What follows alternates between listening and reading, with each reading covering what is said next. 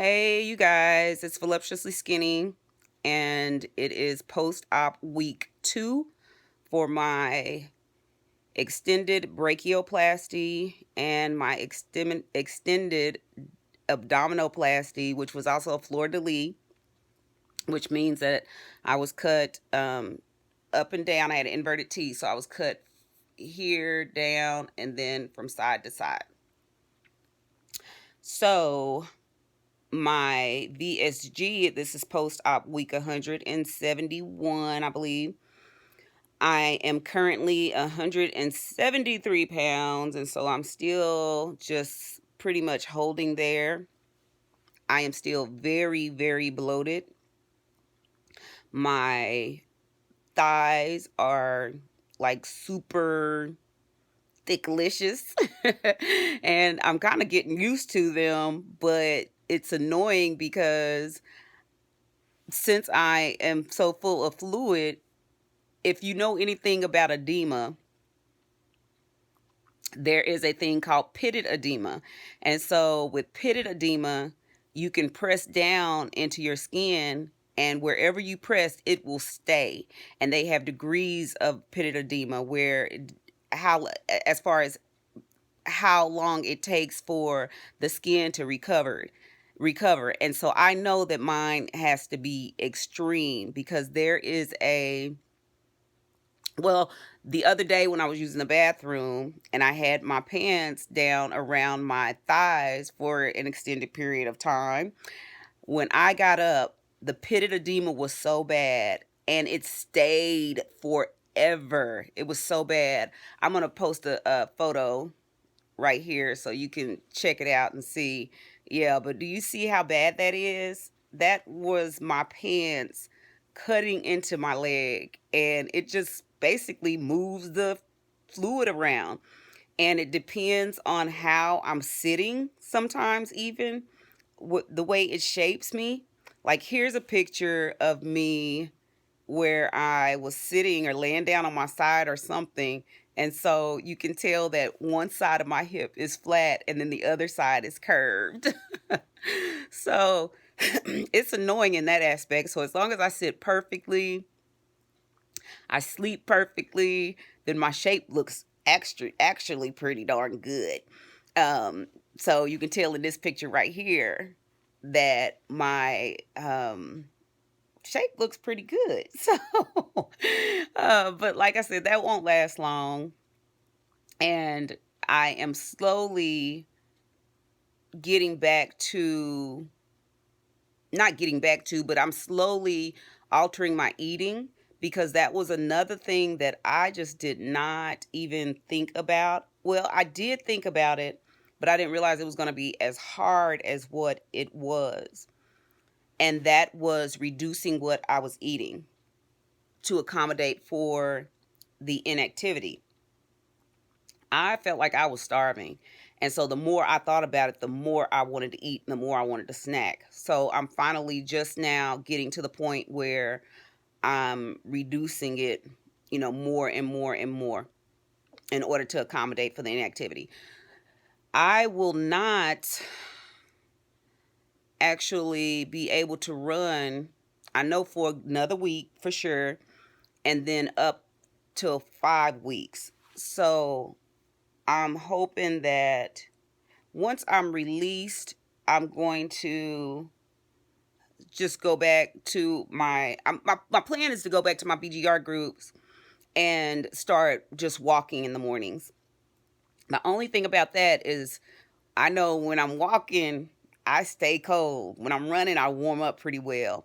And I'm not sure how much I can swing my arms to be able to walk, with some momentum to get my heart rate up.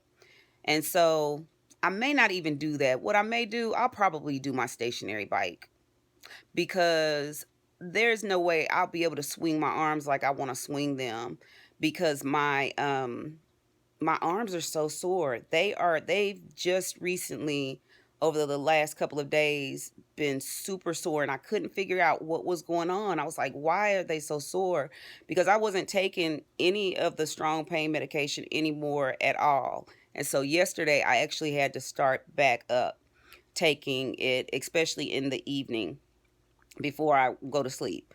Um, because I was so achy. And my arm is just, right now, is so tender.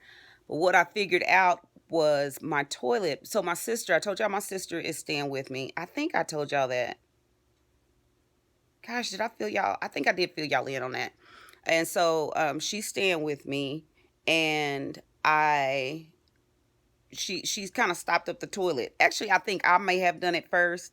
No, actually, she did it first, putting too much toilet paper in the toilet, and then I kind of intensified that weeks later when I used the restroom, and pain medication, anesthesia. Y'all know what happens, and it did not agree with that toilet. So anyway, I've had to plunge the toilet a few times. And so the intensity that sometimes you have to plunge the toilet in order to get stuff to move.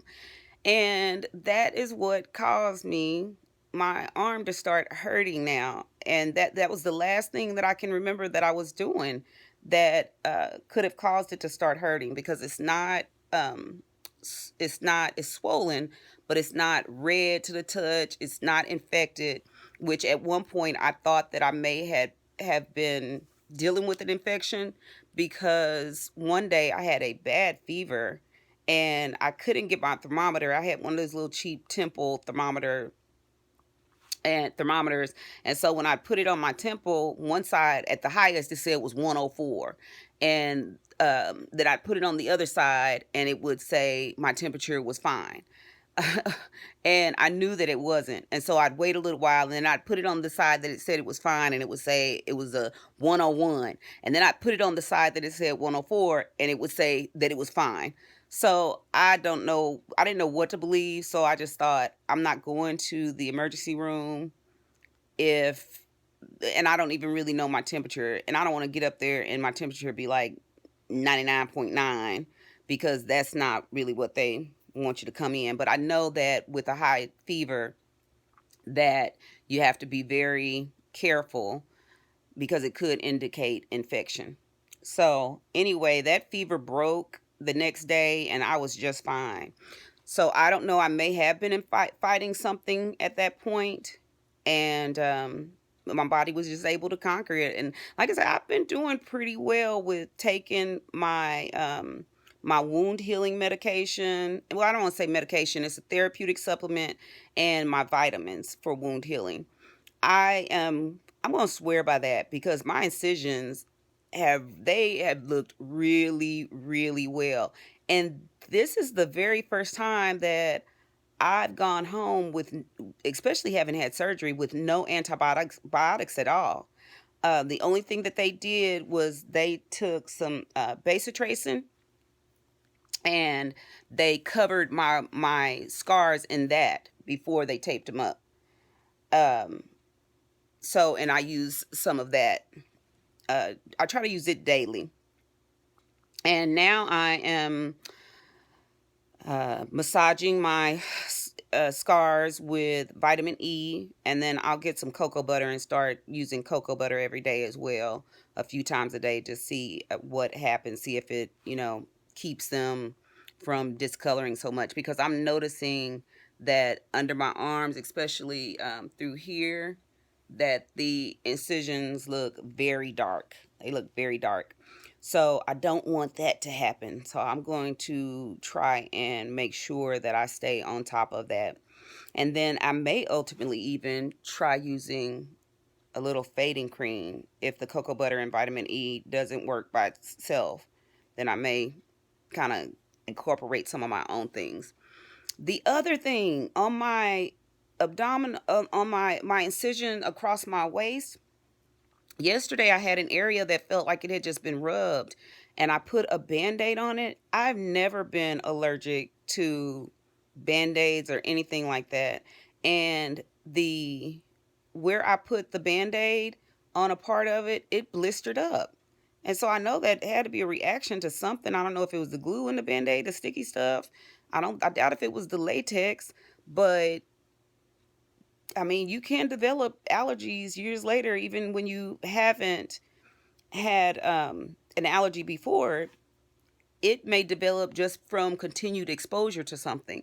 So that is going to be on my radar from here on out to make sure that I pay attention to that. So, what else? Most of my days are spent, let me show you. My days are spent where I'm dressed like this and I've got on compression socks and then my compression um, hose and then my sleeves instead of being wrapped. And that is to try to help relieve me from swelling up too much. And it works pretty well. I didn't buy an extra garment or anything. I just have used what I already have at the house. And I've been tempted to, but I just really don't think that I'm going to spend any more money on anything like that. Um, and then I have this binder. And I've just been able to continue tightening the binder, so it's been working fine. I may ultimately end up investing in something, but right now I'm not.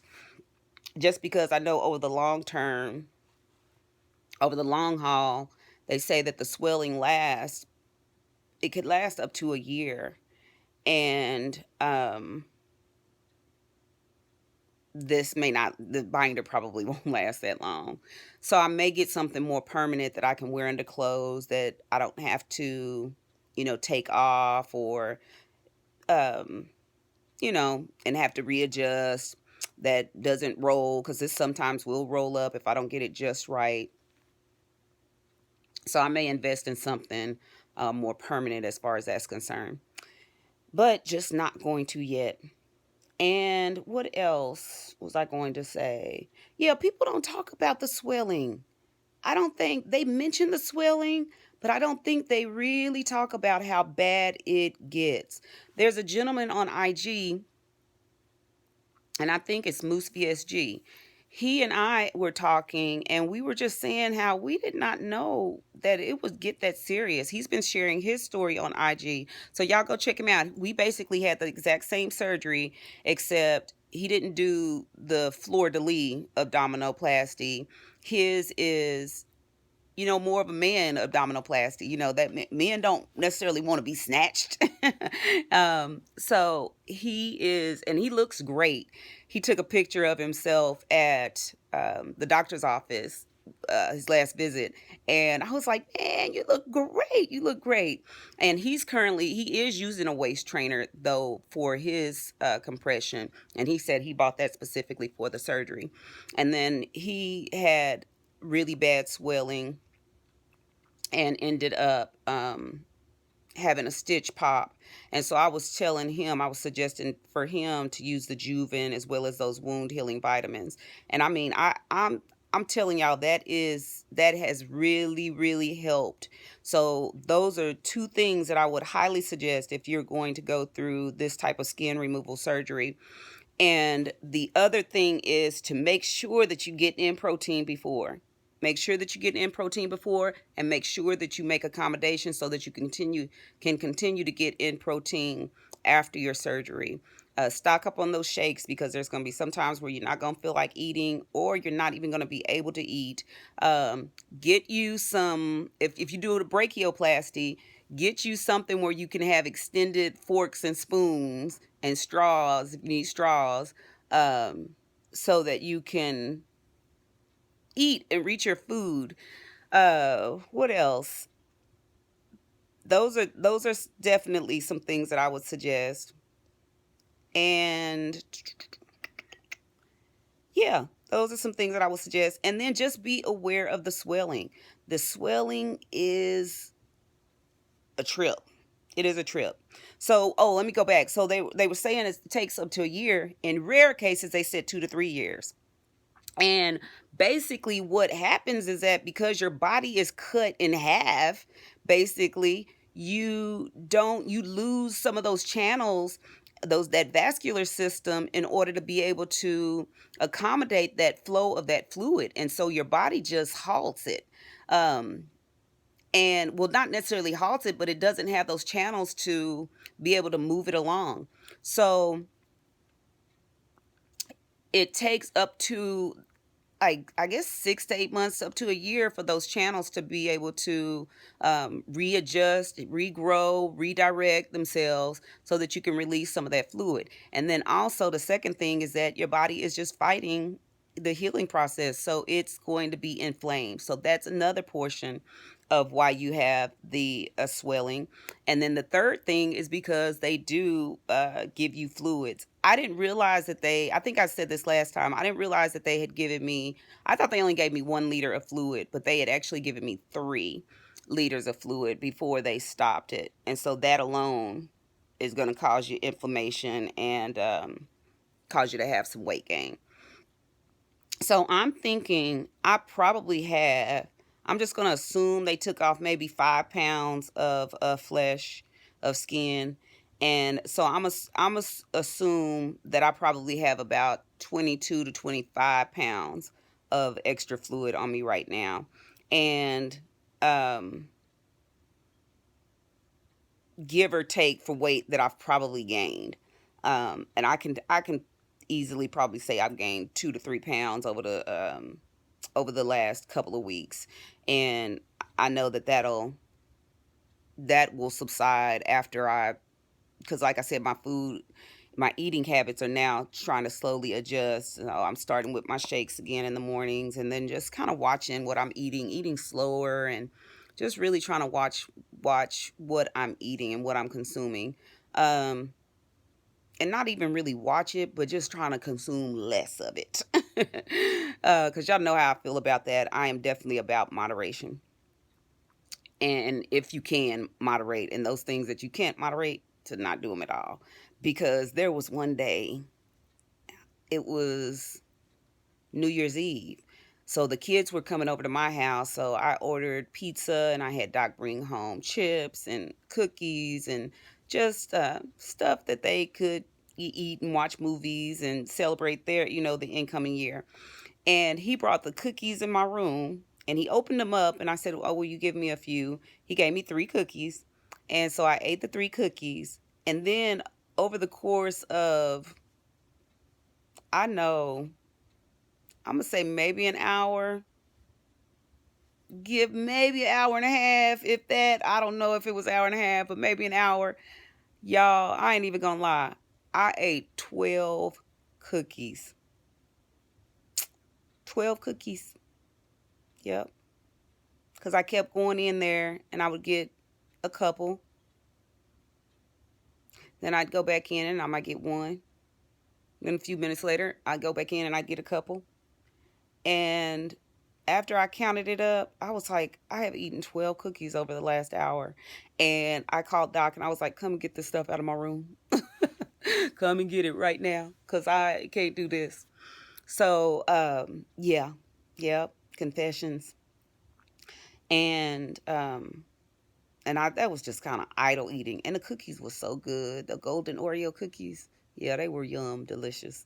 So I know that I have picked up a few pounds. But like I said, I'm not eating like that every day. But I know that I have picked up a few pounds because that was just excessive calories. Excessive calories.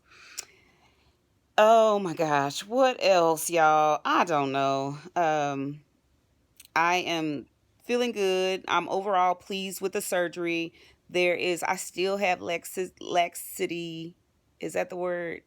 My skin is still lax in areas, and it's not as tight and snatched as what I thought it would be.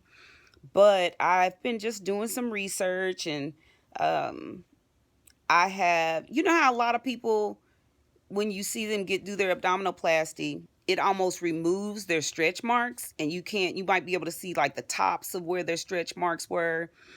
Well, my skin is still full of stretch marks. And so I was reading one surgeon's, well, a couple of different surgeons take on skin removal surgery. And they were saying that there are some times where, especially with massive weight loss, where you can have skin removal surgery, and the doctors will only be able to pull it as tight as they can safely, um, depending upon how your skin is. So if your skin is thin, they can only pull it so tight, and they won't pull it really tight because it will, you know, have a potential of opening wounds or issues with healing. And then they said that there's sometimes where they can even pull it really, really tight. And because of the way your skin is, it will just loosen back up, and it'll loosen up back up naturally anyway. So I'm thinking that's part of mine, but I think also the fact that I was so swollen. I was so swollen, and I'm still so swollen that I am that my that I know that I was asking the surgeon. I said, "Is that gonna mess up the surgery?" And I just still feel like when you're that swollen, it can't help but do some damage. So there's a variety of different reasons. And on my back, there's still loose skin because there was just loose skin on the back, and it didn't pull everything in. Um, there, I would have to get a full circumferential body lift, and I'm not gonna do that. As far as second skin removal surgeries, I'm so sorry, y'all. I'm shaking. As far as additional skin removal surgeries, I don't know that I'm gonna get my legs done or not. Um, I'm gonna see if I can put a picture up of my legs and what the difference is from when they were um, at with my weight loss, and now how they are with the swelling. See if I can put up a comparison photo there. If not, I'll put it up at the end of the video. But my legs look like raisins, and now they're filled out.